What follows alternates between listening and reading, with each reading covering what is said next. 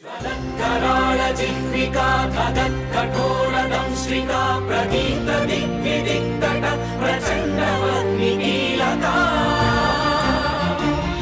नटसहस्रशतसहस्रकोटिकोटिकेसर नमो नमः। श्रुतिस्मृतिपुराणानामालयं करुणालयं नमामि भगवत्पाद शङ्करं लोकशङ्करम्। अज्ञानां जाह्नवीतीर्थं विद्यातीर्थं विवेकिनां सर्वेषां सुखदं तीर्थं भारतीतीर्थमाश्रये। विद्याविनयसम्पन्नं वीतरागं विवेकिनं वन्दे वेदान्ततत्त्वज्ञं विधुशेखरभारतीम्। सभाकल्पतरुं वन्दे। ఈటీవీ లైఫ్లో పురాణాంతర్గత రహస్యాలులో భాగంగా కూర్మ పురాణాంతర్గత రహస్యాలని మనం చెప్పుకుంటున్నాం.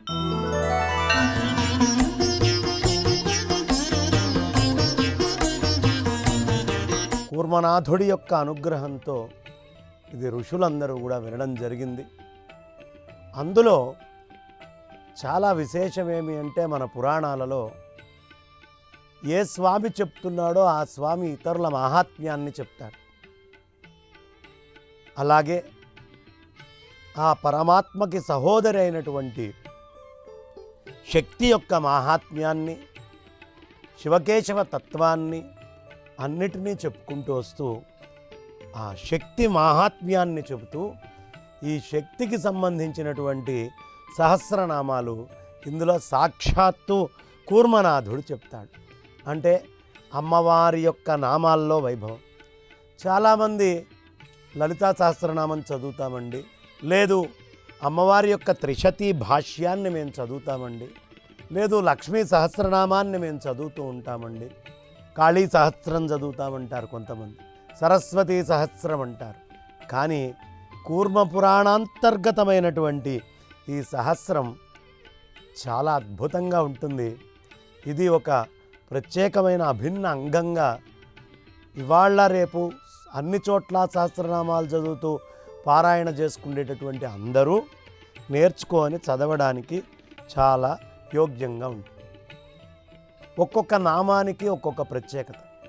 కూర్మ పురాణము యొక్క సారము రహస్య భాగం దెబ్బతింటుందని కానీ, లేకపోతే 1000 ఎపిసోడ్లు కేవలం ఇందులో ఉండేటటువంటి శక్తి మంత్రాలే, ఈ శక్తి నామాలనే మనం చెప్పుకోవచ్చు.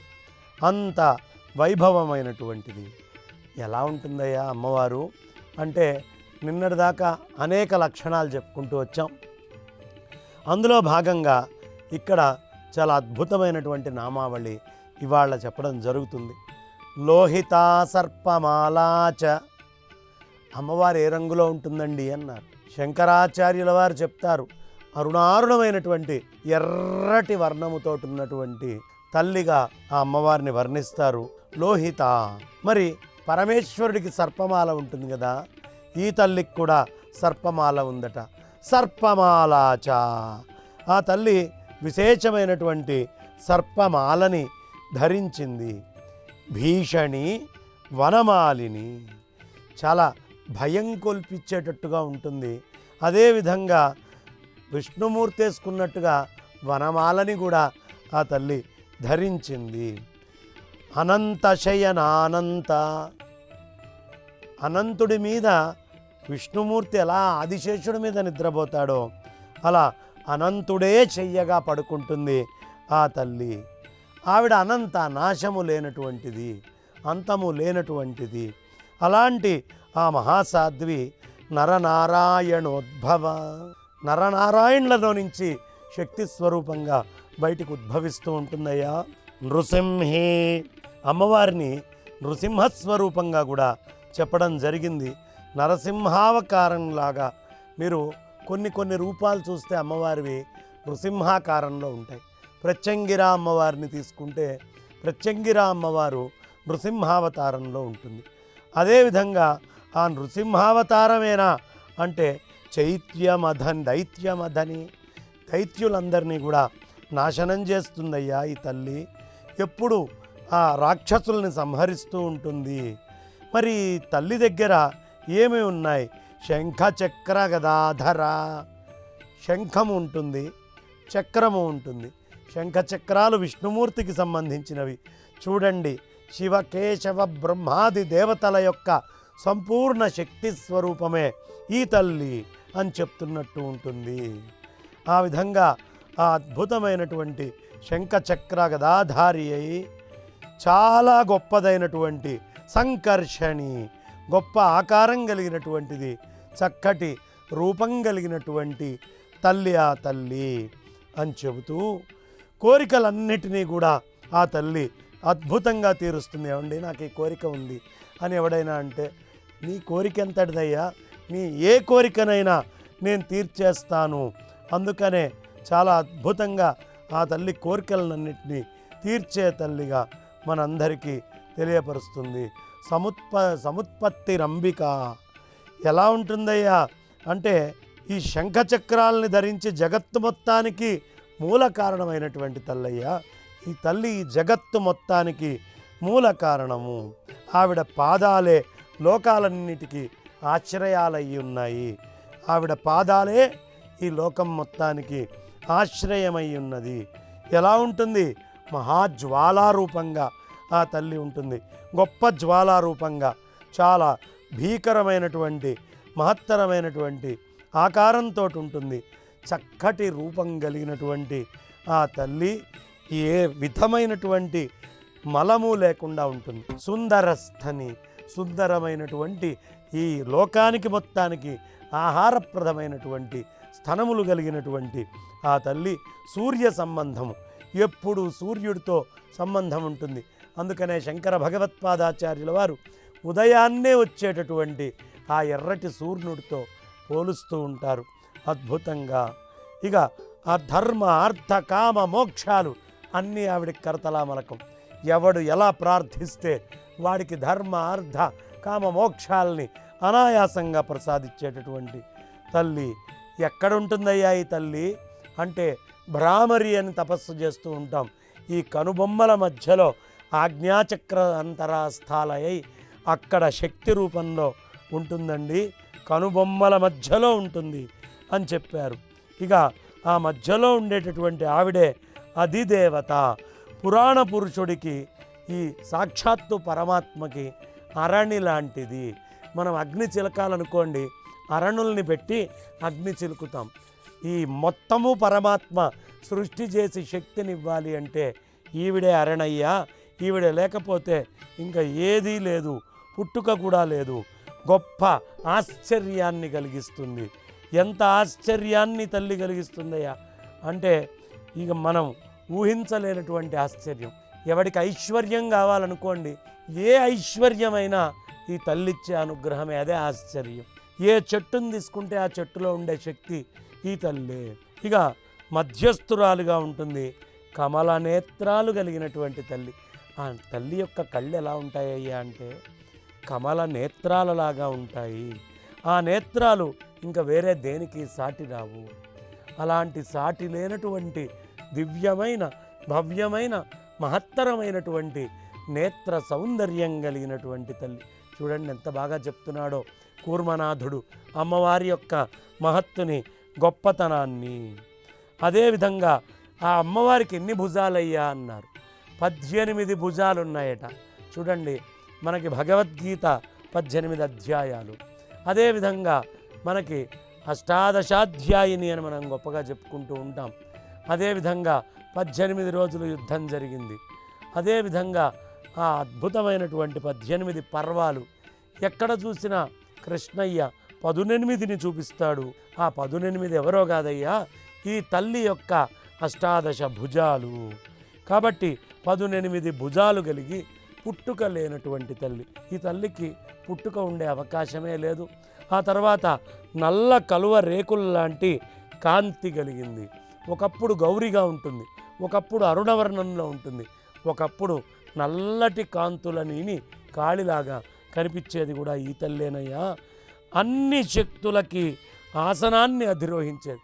మీరు ఏదైనా ఒక శక్తి అని చెప్పండి, ఆ శక్తికి ఆసనం ఈ తల్లే. ఈ తల్లి నుంచే ఆ శక్తి బయటికి వస్తోంది.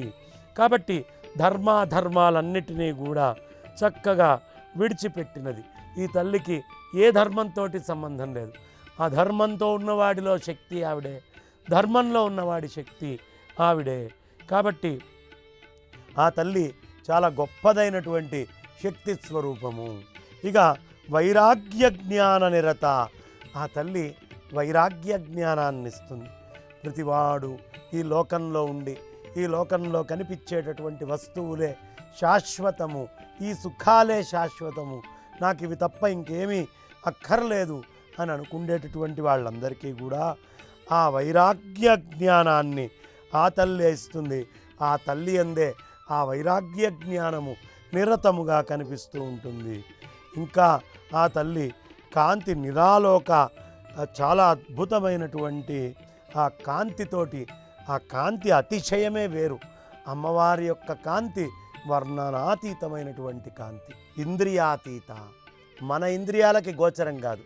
ఎందుకు కాదయ్యా అంటే, మన చేతుల్లో శక్తి ఉంది, కాళ్ళల్లో శక్తి ఉంది, చెవులలో శక్తి ఉంది, కళ్ళల్లో శక్తి ఉంది, ముక్కులో శక్తి ఉంది వాసన పీల్చేది, నాలుకలో శక్తి ఉంది రుచి చూసేది, చర్మములో శక్తి ఉంది స్పర్శకి సంబంధించి. కానీ ఈ అన్నీ ఒక మనస్సులోకి వెళ్తున్నాయి, ఒక మనస్సులో నుంచి శక్తి పనిచేస్తున్నాయి. ఆ మనస్సుకు కూడా శక్తినిచ్చేటటువంటి తల్లి ఈ ఇంద్రియాలతోటి కనిపించే అవకాశం లేదు.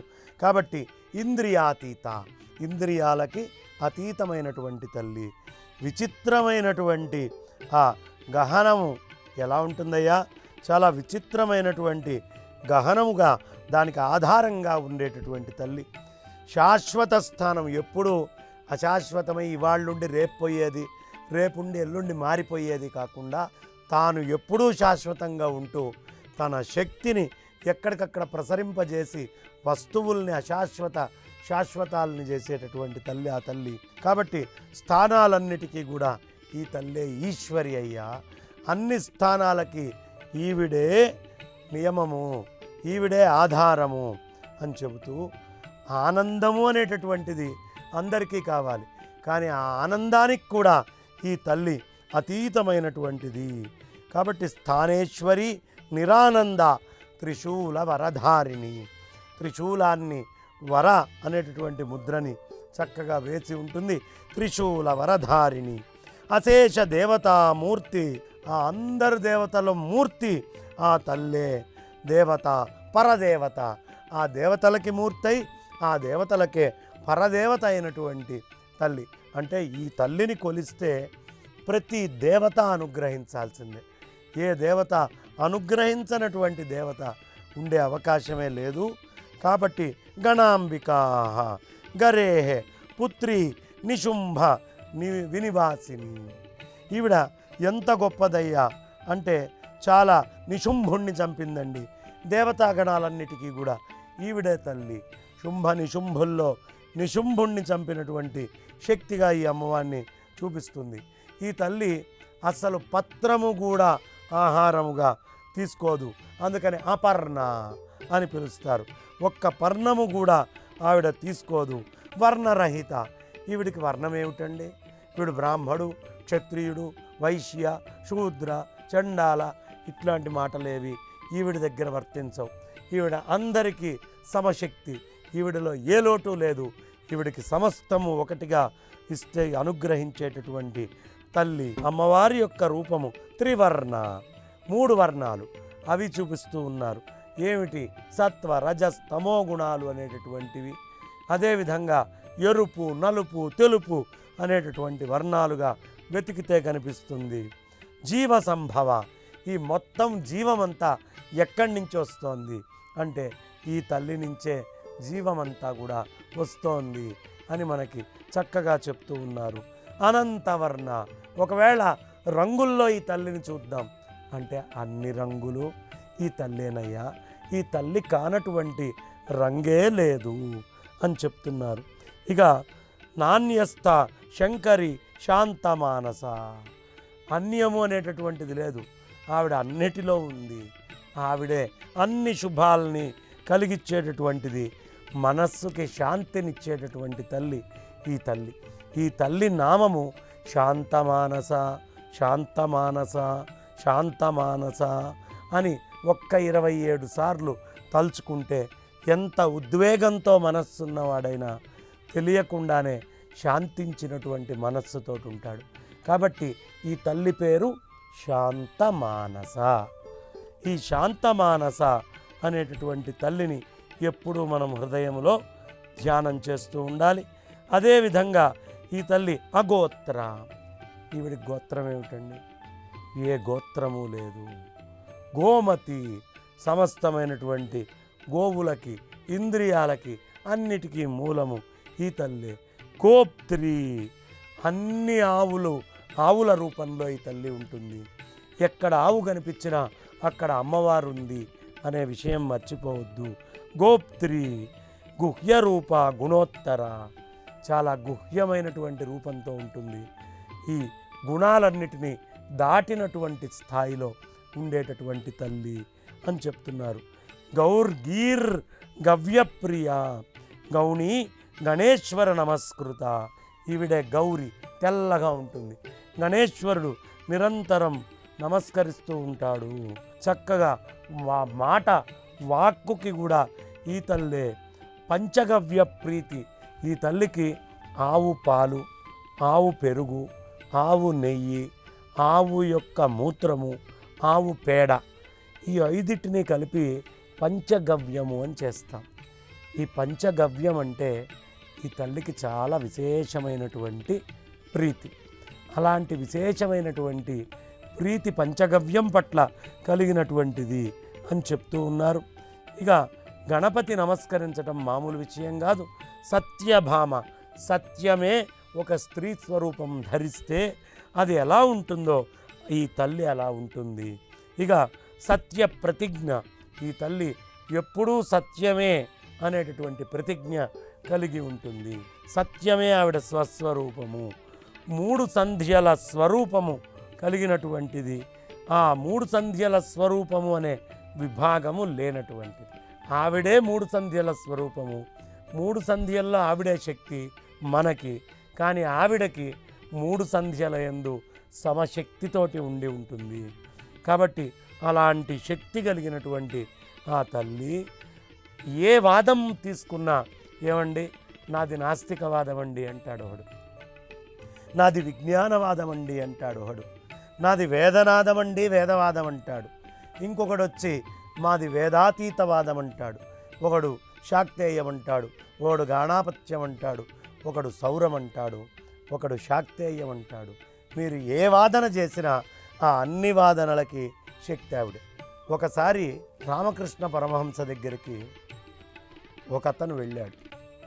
దేవుడు లేడు అని గంటసేపు వాదించాడు. మొత్తం గంటసేపు అయిన తర్వాత దేవుడు లేడు అని నేను వాదించిన వాదన ఎలా ఉందండి అని రామకృష్ణ పరమహంసని అడిగాడు. అబ్బా, నువ్వు దేవుడు లేడని వాదించే ప్రతి అక్షరంలోనూ అమ్మవారు నాకు కనిపించిందయ్యా. నువ్వు లేదన్నావు, లేదు అనే మాటలో కూడా నాకు అమ్మవారే కనిపించింది. ఎంత అదృష్టవంతుడివయ్యా, గంట సేపటి నుంచి అమ్మవారిని నాకు చూపించావు అంటాడు. కాబట్టి ప్రతి శబ్దమునందు ఆ తల్లే ఉంది. ఆ వేదనాదమే ఆ తల్లి. కాబట్టి అన్ని వాదాలకి ఆ తల్లే ఆశ్రయమైనటువంటిది. జ్ఞానస్వరూపిణి. ఏమండి, నేను చాలా గొప్పవైనటువంటి 100 గ్రంథాలు చదివానండి. 100 గ్రంథాల్లో ఉన్నది ఆ తల్లే.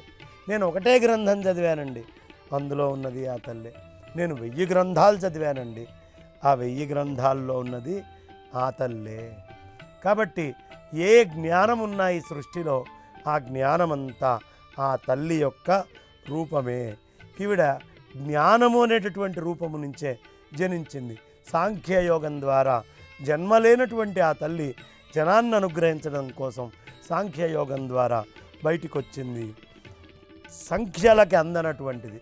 నేను లెక్కలేశానండి, 1 కోటి, 100 కోట్లు, 1000 కోట్లు, 1,00,000 కోట్లు, 10 లక్షల కోట్లు, 100 లక్షల కోట్లు, 1000 లక్షల కోట్లు, అనంత కోట్లు. ఏ లెక్కకి అందదు, మ్యాథమెటిక్స్కి అందనటువంటి తల్లి ఆ తల్లి. సంఖ్యకు అందనిది. తెలియరాని పరిణామం కలిగినది. ఆమె ఎంత ఉంటుంది అంటే ఆమె పరిణామం ఎవ్వరు చెప్పలేరు. సూక్ష్మంగా చూస్తే సూక్ష్మంగా ఉంటుంది, అనంతంగా చూస్తే అంతా తానే అయి ఉంటుంది. కాబట్టి అది చెప్పలేమయ్యా. శూన్య రూప, అసలు రూపమే లేదు ఆమెకి. శుద్ధమైనటువంటి కులములో జన్మించింది. బిందు నాదానికి ఉత్పత్తి స్థానం. బిందు త్రికోణ వసుకోణ దశారయుగ్మ అని మనం చెప్తామే, ఆ శ్రీచక్రంలో ఉండే బిందు స్థానానికి ఈవిడే ఉత్పత్తికి కారణమైంది. శివుడి ఎడమ భాగము ఆ తల్లి దగ్గర కలిగి ఉన్నది. చంద్రుని కాంతి లాంటి కాంతి కలిగినటువంటి తల్లి. ఈ విధంగా అనేకమైనటువంటి మహాత్మ్యాలు ఆ తల్లికి చెప్పబడ్డాయి. రేపటి రోజున మిగతా విషయాలు మళ్ళీ చెప్పుకుందాం వచ్చే భాగంలో అని చెబుతూ నా వాణికి విరామాన్ని ఇస్తున్నాను. స్వస్తి. ఈ కార్యక్రమాన్ని తిరిగి చూడాలనుకుంటే www.youtube.com/@ETV Life Spiritual లో చూడవచ్చు. कराळ जिह्विका कठोरदंश्रिका प्रदीप्त दिग्विदिक्तट प्रचण्डमग्निकीलका नटः सहस्रशत सहस्रकोटि कोटि केसरं नमो नमः.